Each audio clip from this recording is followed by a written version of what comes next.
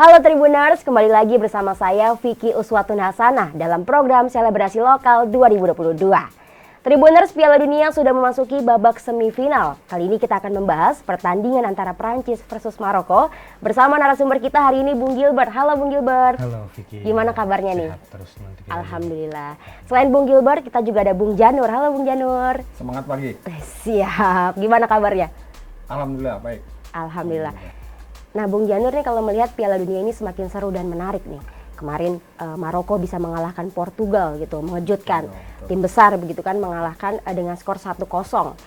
Dan juga Perancis juga bisa mengalahkan dengan skor 2-1. Bagaimana tanggapan tentang laga ini? Ya, kejutan pertama Maroko ini kan ketika mengalahkan Belgia ya di babak penyisihan grup gitu. Mungkin waktu itu masih banyak yang bilang bahwa sedang beruntung Maroko. Tapi kalau melihat laga 16 besar dan perempat final, saya kira bukan keberuntungan. Maroko benar-benar siap bertarung di turnamen 4 tahunan ini. Gitu. Jadi Maroko mematahkan anggapan mereka hanya sebagai tim pelengkap. Ternyata enggak, mereka bisa melaju sampai sejauh ini ke semifinal. Nah, gitu. Tanggapan tentang Maroko versus Prancis nantinya bagaimana, Bung Janur? Ya,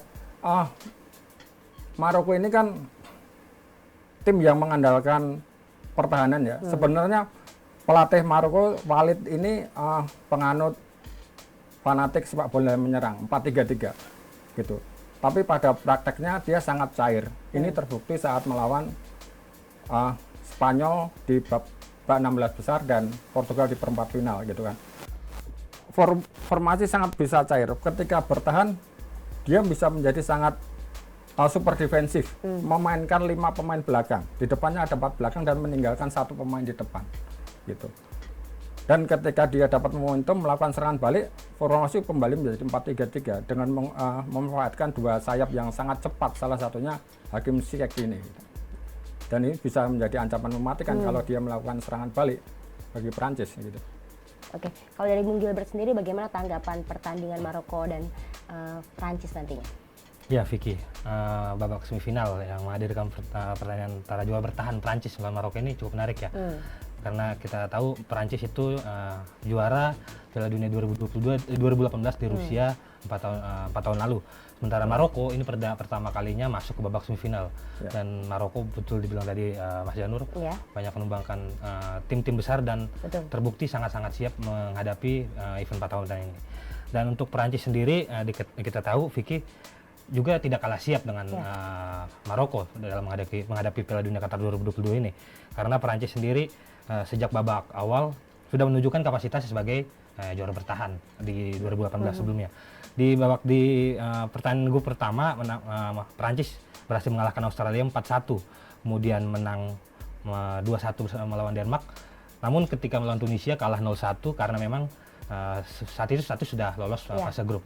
Kemudian bisa mengalahkan Polandia di babak 16 besar kemarin 3-1 dan terakhir melawan Inggris 2-1 kemarin. Dan di pertandingan melawan Inggris ini terlihat akhirnya Prancis yang seperti apa ketika menghadapi tim besar, karena Inggris sendiri salah satu tim yang difavoritkan untuk juara ya. Betul.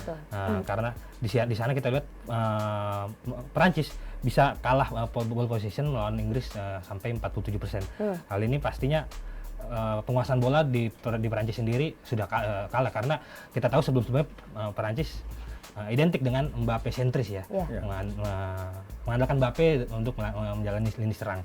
Tapi kemarin hal itu bisa terpatahkan meskipun sebelumnya Gareth Southgate sempat menyampaikan statement punya cara untuk memberhentikan Mbappe, tapi terbukti lolos. Mbappe bisa memberi asis kepada Olivier Giroud. Ini pasti akan sangat menarik dinantikan. Terlebih apakah Prancis bisa kembali hadir sebagai back to back juara Piala Dunia 2022 ini. Oke, Bung Janur melihat persiapan Maroko melawan Prancis ini bagaimana? Ya sebenarnya kan Maroko ini kan tim yang mengandalkan kesulitan ya, kolektivitas tim sangat kuat gitu. Kemudian mengandalkan semangat menggelurakan semangat Afrika. Pelatih Walid ini kan baru tahun menukangi Hakim Ziyech dan kawan-kawan. Gitu kan.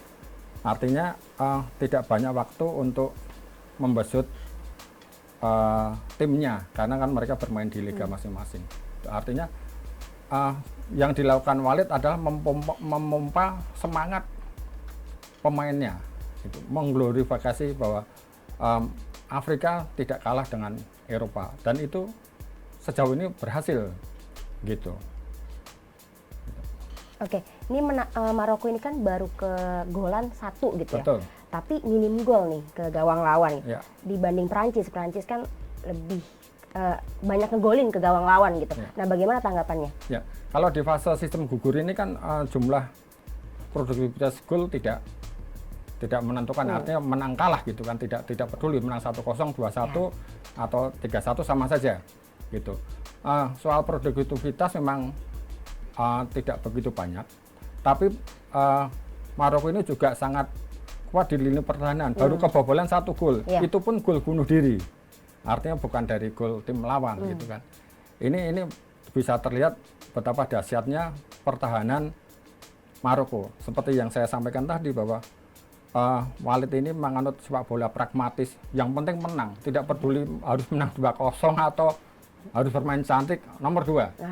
Saya kira ini yang penting harus menang dulu. Itu masalahnya, itu sebabnya dia tidak ragu untuk menumpuk pemain sampai 5 pemain. Waktu melawan Portugal, begitu Portugal menyerang, 5 pemain defense melindungi Bono, Yasin Bono, kiper mereka. Ini yang saya kira membuat harus menjadi pekerjaan rumah di Deschamps, pelatih Prancis, untuk bagaimana mencari cara menembus pertahanan Maroko ini. Bagaimana tanggapannya Bung Gilbert? Bagaimana Prancis menembus pertahanan yang sangat dahsyat kalau kata Bung Janur nih? Ya.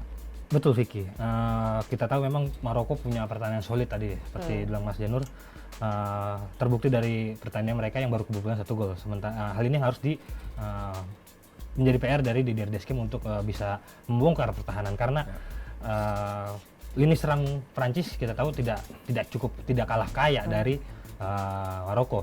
Di Prancis itu kita lihat di lini depannya ada Antoine Griezmann, ada Kylian Mbappe, Olivier Giroud, dan juga yang harus dilakukan oleh Didier Deschamps untuk membongkar pertahanannya tidak hanya melalui lini serang.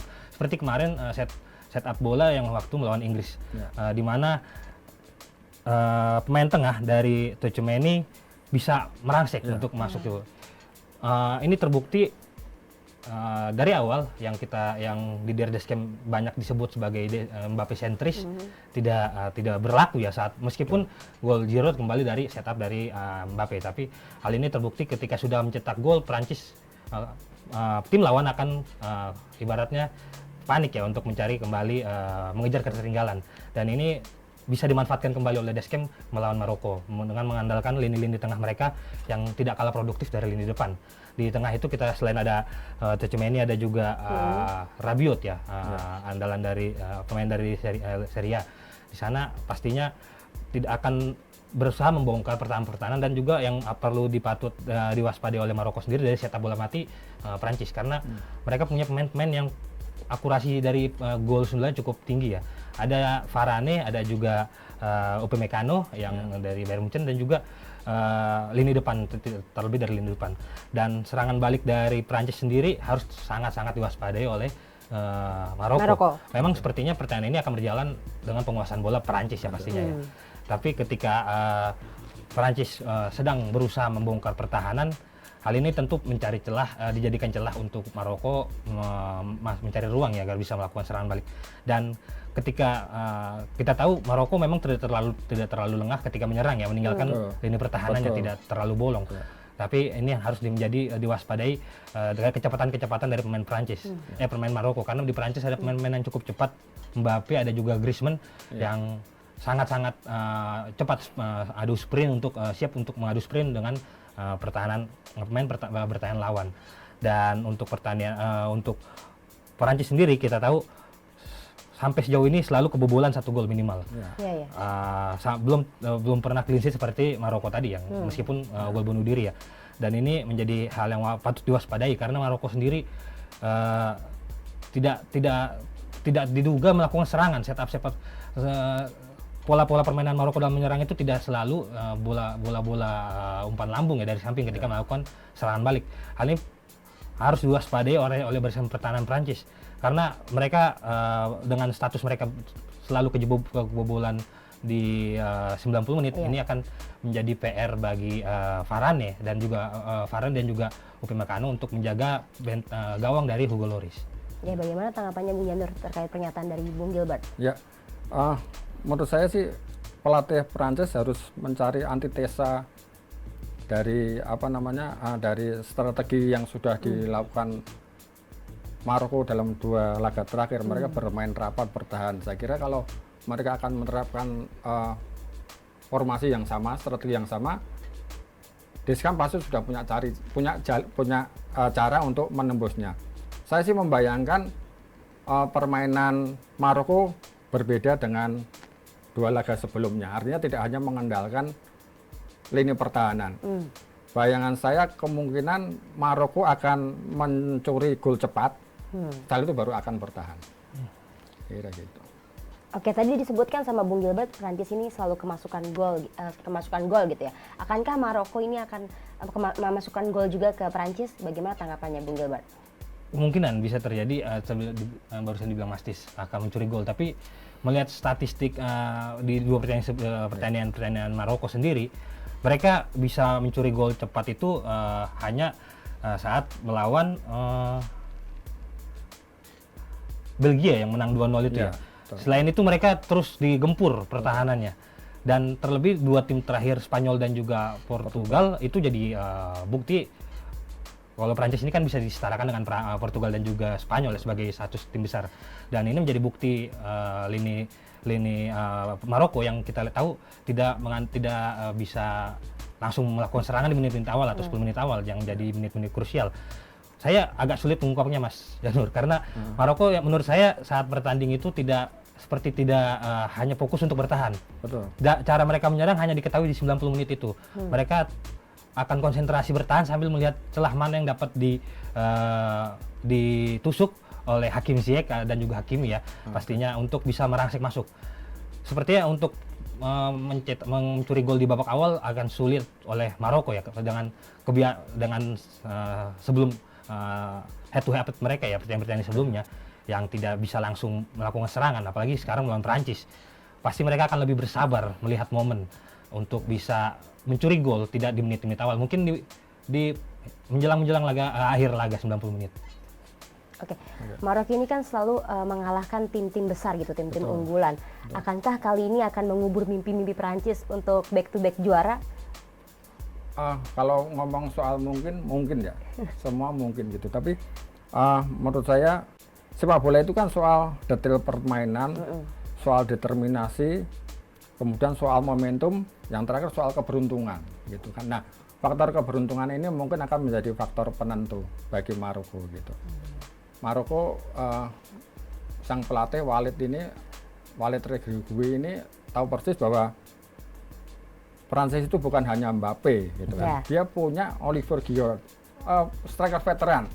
Tapi jangan lupa dia adalah sekarang ini top scorer timnas Prancis. Dia mengalahkan Thierry Henry. Gitu kan, sudah 52 gol dia koleksi gitu. Kemudian si Benzema ini juga punya motivasi ekstra. Karena selama ini kan dia di bawah bayang-bayang Karim Benzema ya, gitu. Cedera Karim Benzema dimanfaatkan benar oleh Giroud untuk menjadi Piala Dunia ini sebagai panggungnya, gitu. Mungkin dia tidak akan pernah lagi terlibat di turnamen mayor di Euro 2024, apalagi di Piala Dunia 2026. Saya kira Giroud sudah terlalu usur untuk itu, gitu kan. Jadi ini kesempatan dia untuk menunjukkan bahwa dia adalah salah satu striker terbaik yang pernah dimiliki Prancis.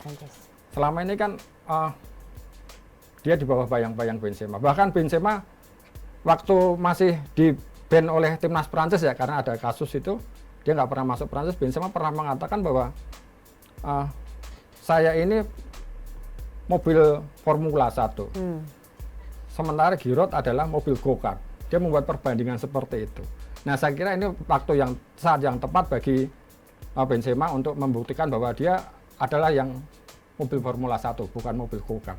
Gimana tanggapannya Bung Gilbert? Betul, dibilang Mas Janur ya. Persaingan lini depan Perancis ini cukup elit, cukup ketat ya antara Benzema dan juga Giroud. Tapi dengan status Giroud yang muncul mengalahkan Thierry Henry sebagai pencetak gol terbanyak Perancis sepanjang masa ini akan bangun motivasi ya. Karena gol-gol Giroud di Piala Dunia ini, Giroud sampai sekarang babak semifinal sudah mengoleksi 4 gol. Di bawah Mbappe 5 gol.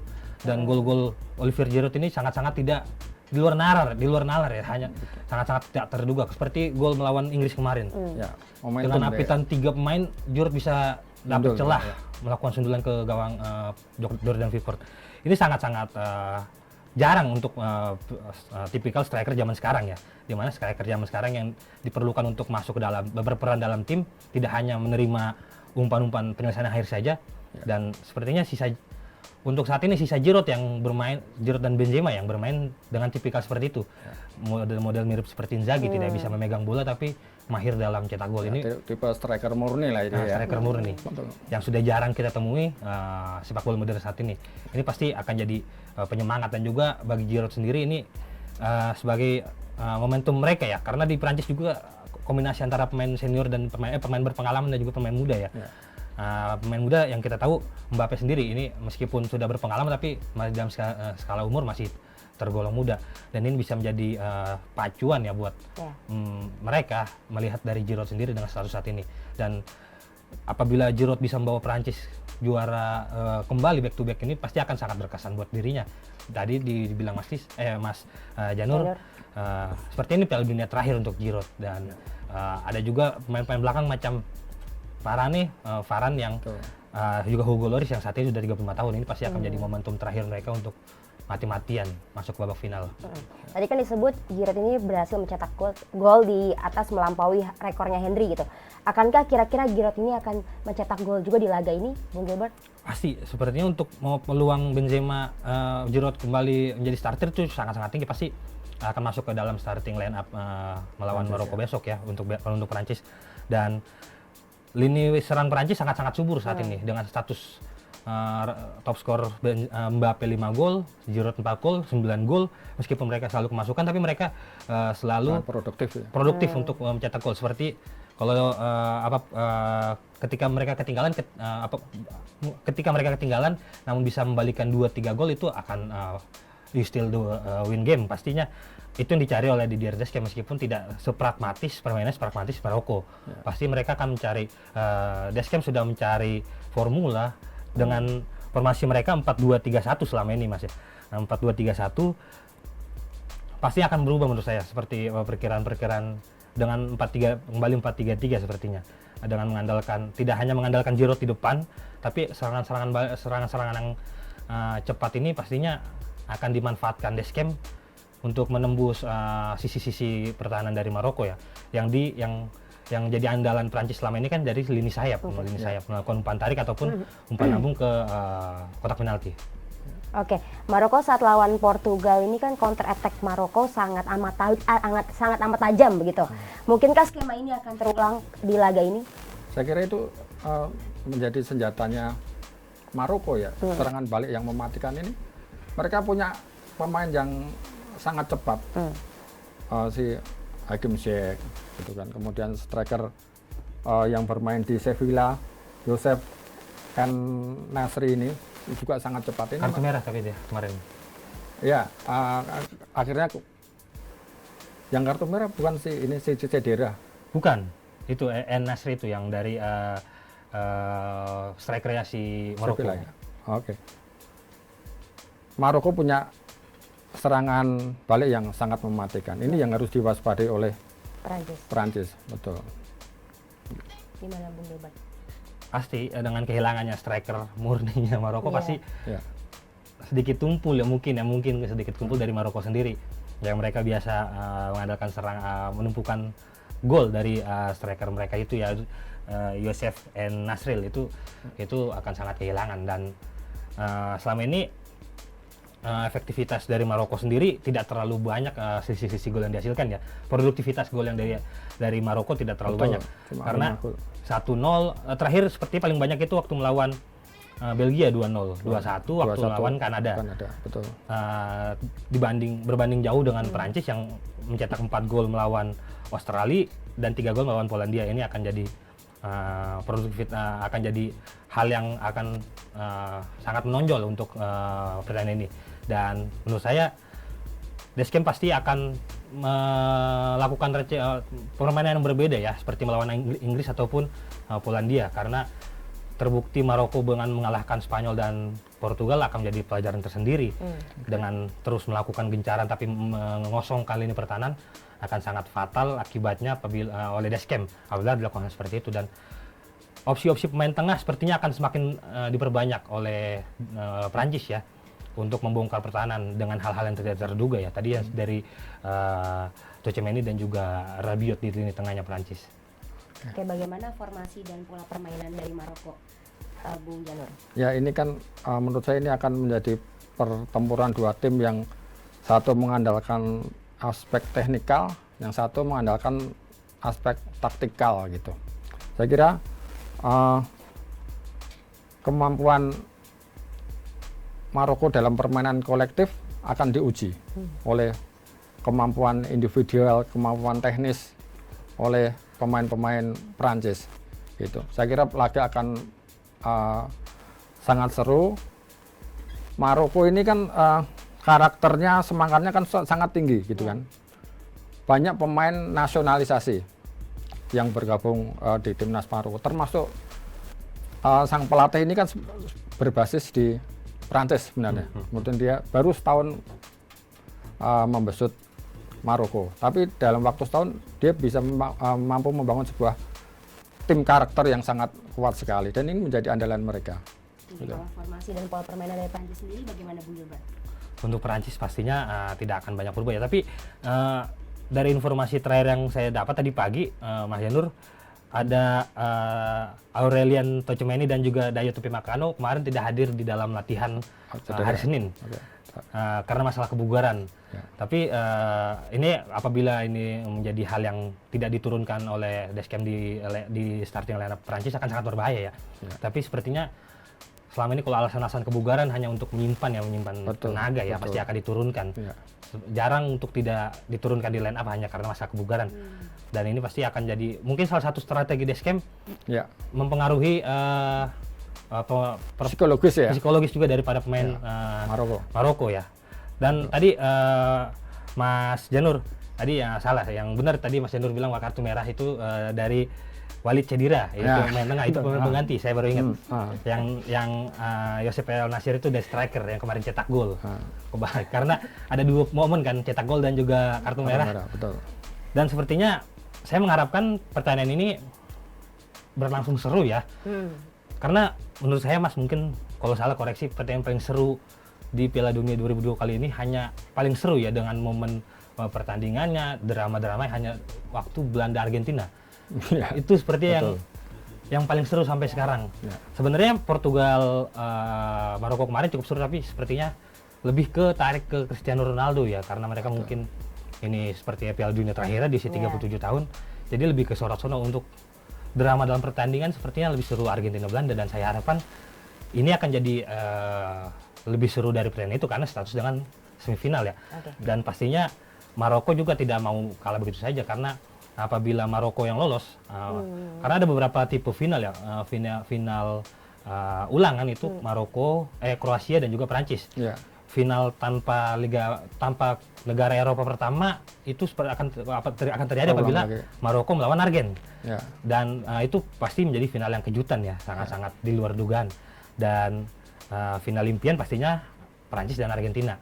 Tapi Maroko seperti tidak akan mengalah begitu saja terhadap Prancis dengan perjalanan mereka yang sudah sejauh ini, dan juga statistik yang baik dicatatkan oleh para pemain Maroko. Pastinya laga akan berlangsung seru, dan mungkin akan lebih alot di lini pertahanan Maroko ya, dari usaha-usaha dari pemain Prancis untuk membuka pertahanan. Dan untuk pertandingan akan berlangsung lebih banyak di lini pertahanan Maroko, dan gol mungkin baru akan tercetak di babak kedua ya, atau mungkin menjelang pertengahan pertandingan atau akhir pertandingan. Oke, bagaimana peluang dan prediksi skor pertandingan ini, Bung Janur? Saya kira Prancis akan memaksakan tidak sampai ke adu penalti ya. Dia harus menang 90 menit atau 120 menit. Kalau adu penalti saya kira lebih siap secara mental, lebih siap pemain-pemain Maroko gitu kan. Ini menurut saya sih laga akan berjalan seru karena dua negara ini kan sebenarnya punya basis yang hampir sama ya. Pemain-pemain Maroko juga banyak yang bermain di Liga Prancis. Kemudian Maroko adalah bekas negara jajahan Prancis gitu kan. Itu kan tidak aneh ketika kemarin terakhir Olivier Giroud berlatih bersama dengan pelatih Maroko, Walid gitu kan, main bareng gitu. Artinya mereka secara itu ada kedekatan. Mereka sama-sama menggunakan bahasa Prancis gitu. Saya kira ini akan menjadi kesempatan Maroko yang sangat bagus untuk menunjukkan bahwa kami tidak lebih inferior daripada Prancis. Saya kira itu semangatnya yang akan dikeluarkan oleh mereka. Prediksi skornya berapa nih Bung Janur? Prediksi skor saya kira bisa 2-0 untuk Prancis sih. 0 untuk Maroko gitu. Iya, saya kira gitu. Oke, dari Bung Gilbert sendiri peluang dan prediksi skornya berapa? Kalau dari peluang pertandingan pasti akan dikuasai Prancis menurut saya Mas ya. Iya. Akan lebih banyak dikuasai Prancis di lini pertahanan Maroko. Dan untuk skor sendiri mereka dua kali bertemu sebelumnya ya, di 2007 imbang 2-2 dan terakhir menang Prancis di 2000 tahun 2051. Dan angkanya tahunnya sudah cukup lama ya, dan sudah sangat-sangat berbeda dengan Maroko saat ini.